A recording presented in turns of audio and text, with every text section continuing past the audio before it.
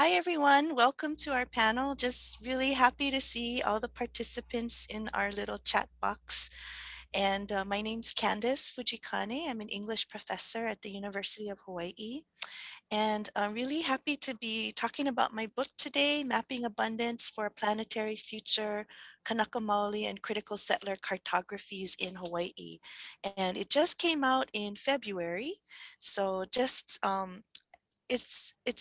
it's been a really great journey because I've met so many amazing aloha ʻāina, people who stand for the protection of lands and waters in Hawaii, but also stand for the vision of an independent Hawaii, a Hawaii where where Kanaka Maoli can make choices about the natural world and not be bound to choices made by others. Yeah.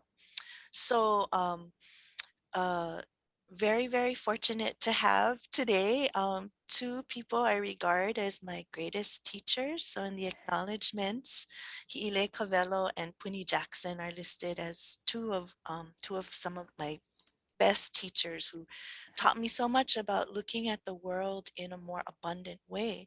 So Puni Jackson is program director at Ho'oulu Āina, and she's a Native Hawaiian cultural practitioner. She's led endeavors in Hawaiian cultural and ʻāina-based educational programming for over 18 years. She has been instrumental in establishing Ho'oulu Āina as a healing refuge for the community and for Native Hawaiian cultural practitioners. So a lot of people have been to Ho'oulu Āina. It's a lot of extra credit at the University of Hawaii for people to go to Ho'oulu Āina and put in some time, to learn what it's like to grow that relationship with Āina. Yeah. And Hi'ile Cavello has been Paipai'ohe'ea's executive director since 2007 after having served as an educator, facilities manager, and Kuho Kuapa coordinator for the organization. Raised in Kahalu'u by her fishing family, she has been a student to the art and science of Lawai'a and Kaneohe Bay her entire life. And I love going on Facebook and seeing pictures of Hi'ile catching he'e with her dad. It's just kind of, your pictures on Facebook are really amazing. So love being in contact with you guys on Facebook and on Instagram. So I'm just going to start out talking for a little bit about the book, and then, we can go into it however way you want to talk about things. I'm going to keep it kind of open and free flowing because these are like two super smart wahine, and I love them so much. So anything they say is like, they drop gems all the time, okay, when they're talking. So to to talk a little bit about the book, I can tell you really in broad strokes that there are two chapters on Wai'anae, two chapters on Mauna Wakea, one chapter on Kalihi, and one chapter on the area from Waiahole, actually from He'ea all the way to Punalu'u. So those are the geographical areas that I look at. And, the beginning in the acknowledgements, I explained that I was talking story with Danny Bishop, who's a kalo farmer in Waiahole. And he was talking about how, we have so many victories, so many land struggles and water struggles and the victories, but we don't always connect them and see how these victories are connected. And so I thought, well, it would be really great to write a book where we look at those connected points of victory, where land struggles and the people have been successful in fighting off harmful development projects. But it would be also cool to see how restoration projects are connected to each other and build upon each other. And in the most beautiful metaphor, actually, Hi'ile talked about how when we're talking about, the relationships between restoration projects, she described how she was noticing this corridor of Haumea, all the yellow hau flowers that stretch up and over the mountain. So where I am, I'm speaking to you from He'eauli. The fish ponds at He'ea, the hau flowers grow all the way up to there's Kako'oiwi, that restoration project. There's Papahana Kuaola, that restoration project. The hau travels up over the Ko'olau down to Ho'oulu Āina and all the way down to the Kia'io. Uh, okay, now I'm like totally blanking out. mokawea, the ke'ehio mokawea. Okay, so that yellow line of the how flowers travels, and that's how all of these restoration projects are connected to each other and they build upon each other. So, you know, in this time of climate change, a lot of people are really anxious and really overwhelmed, and sometimes it results in people being either paralyzed with fear or sticking their head in the sand and not wanting to talk about climate change. But what's striking to me is when you talk to people who actually work at restoration projects, they have this really cool kind of energy and optimism about the future. And why is that? Why is that? Where does that optimism come from? And it comes from viewing climate change as a chance to renew and strengthen relationships between Kanaka and the Akua, between the people, and Akua can be defined as elemental forms. So Pua Kanahele, Kumuhula Pua Kanahele defines Akua as the elemental forms or the natural processes or natural energies in the world. And so when you cultivate that relationship with the Akua, then you don't have to be afraid of the future because you learn to work with them. So I'm just gonna share screen really quickly, a video. It's like a PowerPoint image. I just wanna share this one image with you, which has some really important things that I want you to take away from this discussion. And so I have this great quote from Noelani Punivai, who is a Hawaiian Studies professor specializing in natural resources management. And she was talking about, she was teaching at the Pu'uhuluhulu University on Mauna Wakea. And this is what she said to us. She said, um, if you know your akua, if you are pili to your akua, if you have aloha for your akua and understand their functions, you will know how to work with them and how to respond to them. We too must change. We have to adapt to the elements. The first adaptation is that we must know who the akua are. The akua are different on each island and even in each ahupua'a, right? And we have to know the akua of our places. When we know our akua, we can call their names and activate them and ourselves. And I listened to her and I thought, that is so beautiful. And so when Kanaka Maoli scientists like Rosie Allegado talk about sea level rise, she describes it as the return of Kanaloa. And she asks the question, how are we to greet him? How are we to greet Kanaloa? And so this is asking us to know the names of 400,000 akua, or these natural elemental forms and processes. And here's an example in this image of Hina lua iko'a, Hina who vomits or brings forth coral from within. And that is the natural process of coral spawning. And she's partnered with Ku Keapua, who's the rising motion of the coral gametes. So in all of these descriptions of these relationships, it's the pilina, or the relatedness, the relationality between Kanaka and elements, between humans and elements, and also between the elements. And I've said this before, but I think it might have been Noelani Punivai who talks about how Kane and Kanaloa have a close relationship. We know that the freshwater streams creates a cold water barrier around the islands that keeps actually hurricanes from hitting our islands. So when hurricanes come barreling across the warm waters of the Pacific, as soon as they hit the cold waters, the cold water barrier around the islands, they veer north or they veer south. Now with the diversion of streams, that creates a huge problem. So what we see would be like, for example, since we're talking about streams, I'm thinking about the work Hi'ile has done with the folks at Haleo Meheanu Fish Pond, yeah, in He'ea, to clear the He'ea stream to make sure that the cold water stream can oxygenate the waters of the fish pond. And that has created cascading restorative effects all over uh, Kawahao Kamano, or Kaneohebe, yeah? And then Puni similarly talks about establishing a relationship with Haumea, and she talks about how she's teaching these young students. This is in chapter 5 about in the summer program, Mayuka Ku'uwa'a. So my canoe comes from the uplands.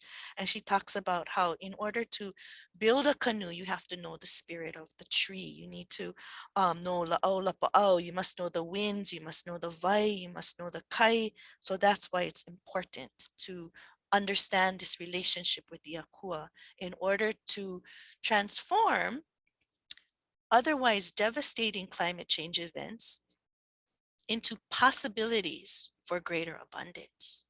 So I'm gonna just kind of stop there, and I'm gonna let, I don't know, Hile or Puni kind of jump in to talk a little bit more about the akua of their places or climate change and how they're dealing with it. So I'm sorry, stop share screen. Okay. Okay, I go first. All right, awesomeness. Aloha kako. Thank you all for joining. Thank you to Candace, who's so funny because she considers us her kumu so silly because she was actually my kumu at UH Manoa. She taught my writing intensive English class. And you know, if you're a UH student, right, and it's like, oh, I gotta take 2 writing intensives before I can graduate. That was one, and I was so stoked because we got to read the story of Kamapua'a. And so I was like, oh, what kind of English class is this? I get to read Kamapua'a, awesome. Yeah, so that's Candace. But yeah, you know, so in my kuleana, my work has brought me here to the Ahupua'a of He'eia. I worked for the nonprofit Pai Pai o He'eia. One of 8 founders. And so, you know, I'm just one of 8. And, you know, 20 years later, I'm still here, and I'm so fortunate to be here. This work has really been a blessing and an awesome thing for our community. My ohana is from down the road, you know, not this Ahupua'a of He'eia specifically, but a couple of ahupua'a down the way. The ahupua'a of Ka'alaia is where my ohana is from. My ohana resides currently in Kahalu'u. So yeah, you know, us guys in Ko'olau, Poko, 96744 zip code, Kahalu'u, it's kind of all, you know, all inclusive. But so stoked to be able to work in my community. And we've been, you know, I think we've been doing the physical work since 2000, prior to 2001, when our organization was formed, since 1998, since college days. We started the work here, or the labor of love, and it's just grown, you know. And I think when we first started, we never really thought about the work in terms of, or we're doing restoration, or we're going to restore this fish pond. We always thought about it in terms of just re-engaging community and education. Education in the early 2000s was what it was all about, with, you know, the start of many of our charter schools like Halau Kumana, Ke Kula o Kamakau, Hakipu'u Learning Center, plenty charter schools, and all of these keiki needed outdoor learning classrooms. And so He'eia was one of many learning classrooms, outdoor learning environments that we brought students to. And so, you know, when we talk about restoring ʻāina and lokoi'a, we're really talking about restoring kanaka and community and that pilina, reconnecting people to place, people to practice, people to akua, people to the lepo, whatever you want to call it. Yeah. And climate change is a scary word. I don't prefer it. I don't like it. But, you know, when it was first presented to us, it was, oh, climate change. Oh, shucks, I'm not going to swear. I promise I'm not going to swear. But I was going to swear, but I just went bleep my own self. So I said, shucks. But you know, it's a scary thought when people come to you and they tell you, oh, the sea level is rising, what you gonna do? You've been working to restore this lokoi'a for 20 years. All that hard work and time of all these people to rebuild your wall may be insufficient. Your lokoi'a is just gonna get inundated with the sea, the rising sea. It's so big and daunting, and then there's the flooding pressures from Mauka, you know, gonna budge and take you out. And yes, we know the predictions, we know the models, we know what is forecasted, but I prefer to think about it from preparedness perspective, you know, and in the history of our kupuna being in the pai ʻāina, you know, 1500 years or so, they have existed and adapted and evolved the whole time, and we are just we're just the current iteration of them. Might be like slightly different challenges we're presented with, but nonetheless we choose to be on ʻāina, and being on ʻāina is what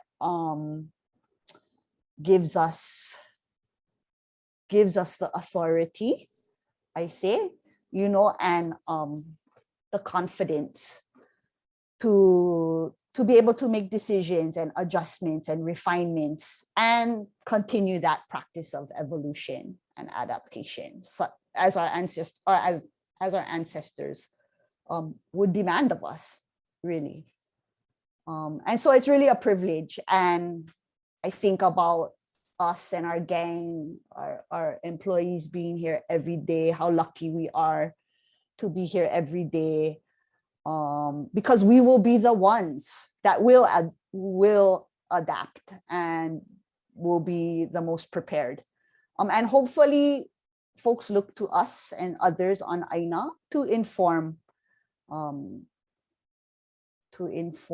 yeah, you know, hopefully government looks at us and asks us these questions, because we have a lot to share. Awesome. I don't know, we just could talk story. Yeah. Wherever it takes us.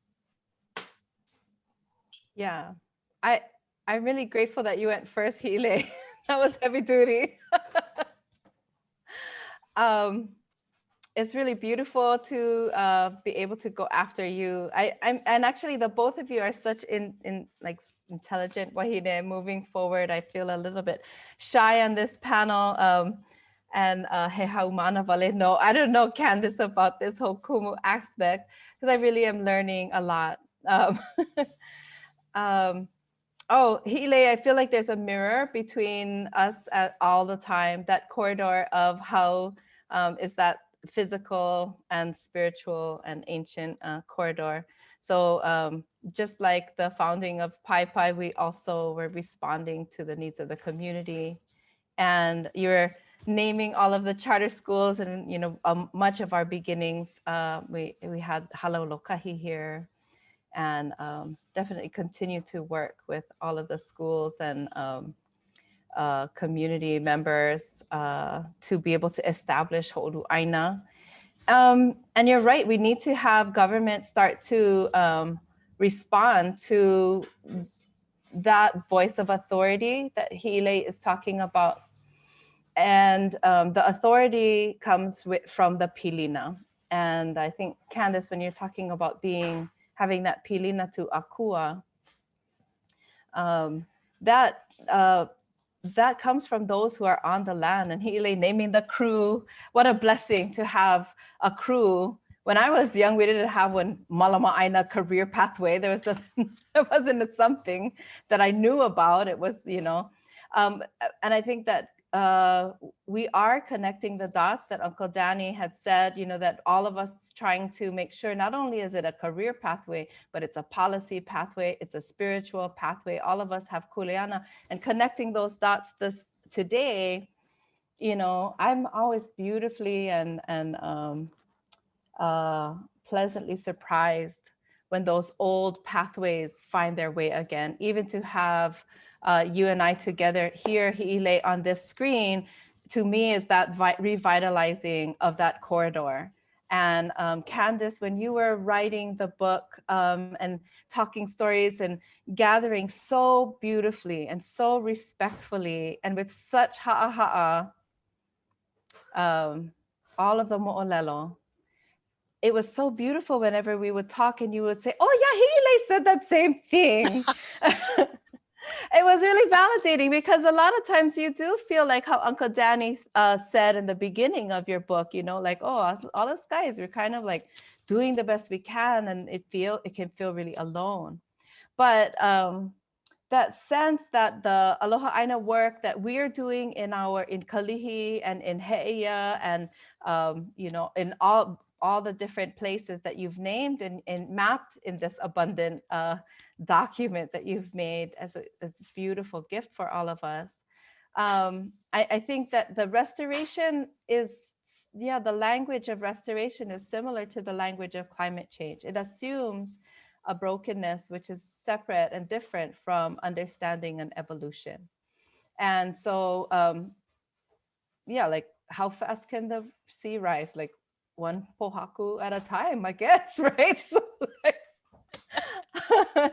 and then the same with Pilina, and I've the passion with which you introduce you, and even put Noilani, who is another smarty pants science lady. I'm not a scientist. I always feel not quite as smart as everybody, but you got to know this, and you got to know this, and you got to know all the akua, and you got to know how the tides are changing. You got to know all this stuff, and guess what? You got to also learn it. You're not just born knowing all those things as a Hawaiian. And so that's why it's really, I think building the pilina is something that I like to really focus on, you know, that you got to start someplace, that a lot of us were not born into families where you're going to, like, you know, even be able to helu papa your own genealogy, your own mo'oku auhau, let alone helu papa 400,000 akua. And so I shy away from, you know, showing up as any sort of expert. And I'm absolutely, I was like studying before the thing. I'm like, okay, what do I need to know? What did I say? but I think what's really important is to make the pathways, those corridors within our families, within our communities, within ourselves, and to have that patience and that understanding to start from the beginning, right? Start from like where you are at. So as if we're aiming for kamahikana, if we're aiming for like, you know, all of the 400,000 akua, but we never even malama our own makua, our own kupuna, then you know, we're starting too far away. You got to start a little bit more close.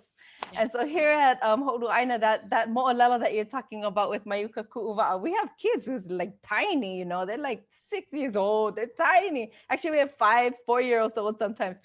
And they just, you know, they know how to malama their makua, their kupuna. We teach them how to make the ho'okupu. No sense have one big heiau if you don't even know how to feed anybody. So just the ahu, you know, like little by little, like tiny ahu, you know how to malama when you go someplace. So just these little, almost like preschool.